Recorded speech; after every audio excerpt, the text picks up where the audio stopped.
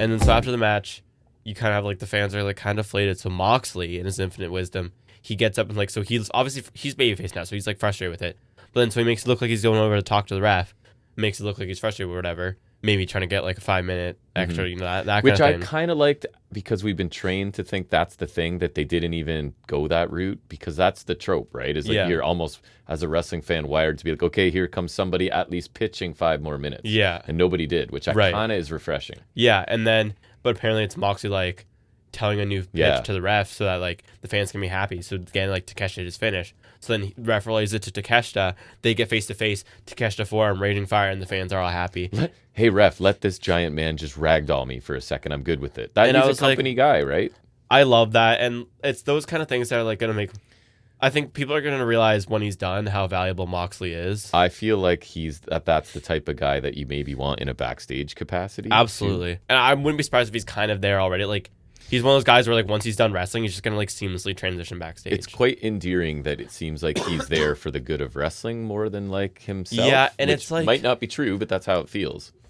And good for him. This is a guy WWE could have had and made big, because the Shield were a huge deal. It's just like they were doing everything in their power to like make sure he wasn't a big deal. Because I would argue that out of the breakup, he was the most popular of the Shield.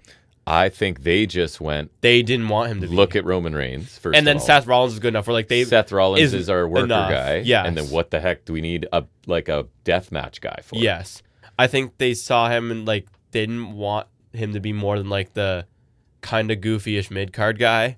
Even though, like, again, I would argue he was the most popular out of the three, because Rollins is like the detestable heel, which is great. Rollins is still over. He was just a detestable and Roman heel. Was not. Roman was like, no one wanted that. No. But like, this is the guy they could have had. Moxley's got such a mind for this kind of stuff, and he's always putting in quality work. Is he like always as exciting as like an Ospreay or a Fletcher or even a Takeshita? No, but he still puts in great work, and like his promos are always great, even if like not the best Death Rider stuff, he's still giving a good performance. Yeah. And like, he's got such a mind for this, and like, you just let him actually sink his teeth into decent stuff. It was like, I just saw an interview of him when he was leaving WWE, and he's just like begging for them to give him something that isn't stupid. And listen, I wasn't a huge fan of a good chunk of the Death Riders. That doesn't mean that I don't know. Like, he's still awesome. Like, not everything is hits, right? You think about where AEW would be without this guy.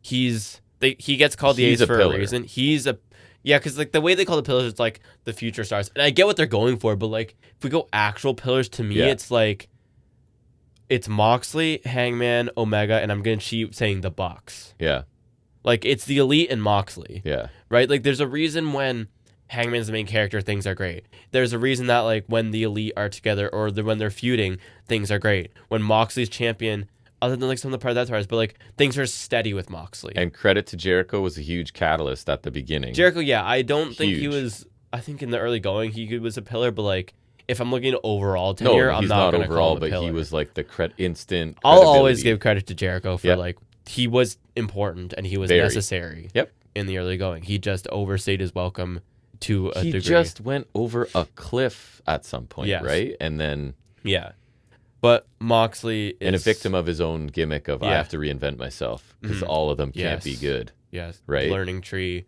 jazz. That's what's kind of been his Achilles and if he goes to WWE, he should just revert to something that worked. I don't know. Which kind of negates that Masters of Reinvention He has time to think about it in the crate. Yes. And figure it out. I would also say if we want to go like the only...